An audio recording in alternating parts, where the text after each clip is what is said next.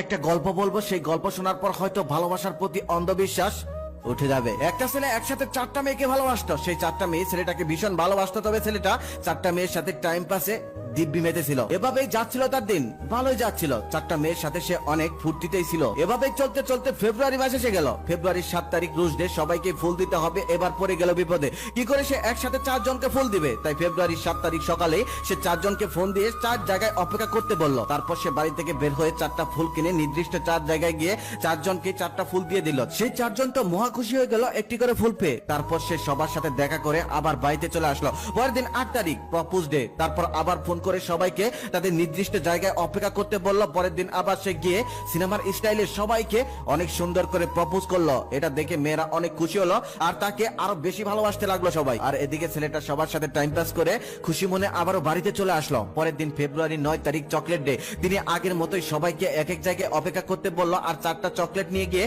সবাইকে দিয়ে দিল। চকলেট পেয়ে মেয়েরা অনেক খুশি হলো আর তাকে আরো বেশি ভালোবাসতে লাগলো। এদিকে ছেলেটা 4 জনের সাথে টাইম পাস করে আবারও খুশি মনে বাড়িতে চলে আসলো। পরের দিন 10 তারিখ টেডি ডে। আগের মতোই তিনি সবাইকে এক এক জায়গায় অপেক্ষা করতে বললেন আর 4টা টেডি কিনে নিয়ে সবাইকে একটি একটি করে দিলেন। মেয়েরা অত্যন্ত খুশি হলো আর মনে মনে ভাবলো ছেলেটা কত রোমান্টিক আর কতটা ভালোবাসা আমায়। এদিকে ছেলেটা আগের মতোই সবার সাথে টাইম পাস করে খুশি মনে আবারও বাড়িতে চলে আসলো। তারপরের দিন ফেব্রুয়ারির 11 তারিখ প্রমিস ডে। সবাইকে তাদের নির্দিষ্ট জায়গায় অপেক্ষা করতে বললো আর তিনি গিয়ে সবাইকে প্রমিস করলো আর বলল আমি তোমাকে ভালোবাসি, তোমাকে ছেড়ে কখনোই যাব না, আমি তোমাকেই বিয়ে করব। এটা শুনে মেয়েরা অত্যন্ত খুশি হলো। সব মেয়েরাই মনে মনে ভাবলো আমার প্রেমিকটা কত ভালো, কত রোমান্টিক, কত ভালোবাসে আমায়, আমাকে ছেড়ে কখনোই যাবে না। তারা তাকে অত্যন্ত বিশ্বাস করলো। এদিকে ছেলেটা সবার সাথে টাইম পাস করে আবারও খুশি মনে বাড়িতে চলে আসলো। তারপরের দিন ফেব্রুয়ারির 12 তারিখ হাক ডে। তারপর সে সবাইকে এক এক জায়গায় অপেক্ষা করতে বললো আর পরের দিন সকালে সে বের হয়ে গেল সবার সাথে দেখা করার জন্য আর হাক করার জন্য। প্রথম জন খুব সহজেই হাক করে নিল, তবে দ্বিতীয় জন ভাবলো একটু বিপত্তি,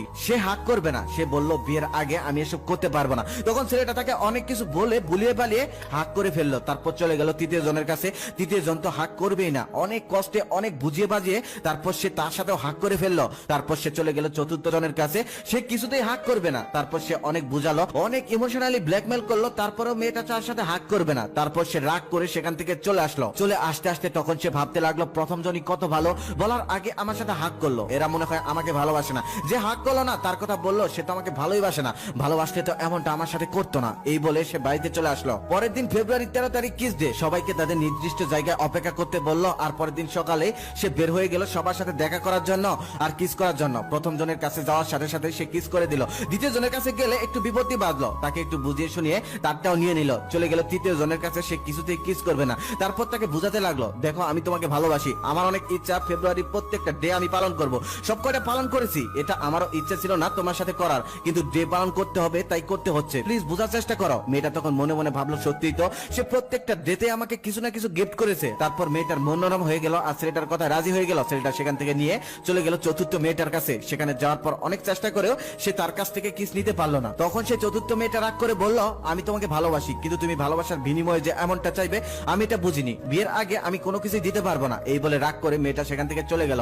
ছেলেটা তারপর মন খারাপ করে সেখান থেকে চলে আসলো। মনে মনে ভাবতে লাগলো এর সাথে আমি আর সম্পর্ক রাখবো না, প্রথম জন কত ভালো, যাওয়ার আগে সবকিছু দিয়ে দেয়। তারপর সে এটা ভাবতে ভাবতে বাড়িতে চলে গেল। তারপর দিন 14 তারিখ ভালোবাসা দিবস। তারপর সে রাতে ফোন করে সবাইকে একই কথা বললো দেখো কালকে ভালোবাসা দিবস, কালকে দিনটা আমি স্মরণীয় রাখতে চাই, তাই কালকে আমি তোমার সাথে একটু সময় কাটাতে চাই।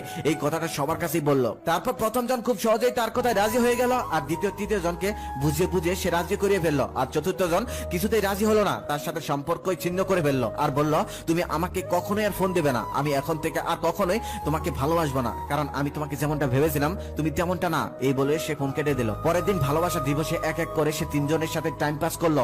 দিন কেটে গেল।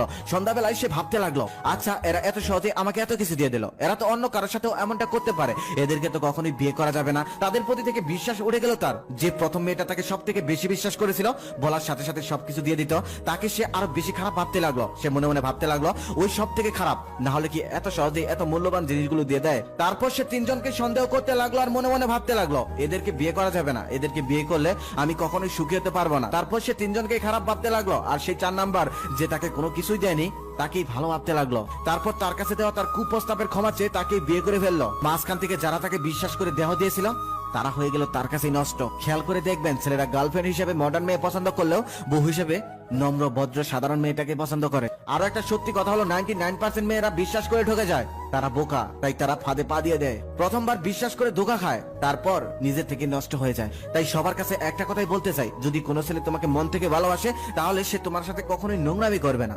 আর যদি কেউ সত্যি তোমার সাথে নোংরামি করতে চায় তাহলে জেনে রাখো সে তোমাকে ভালোবাসে না।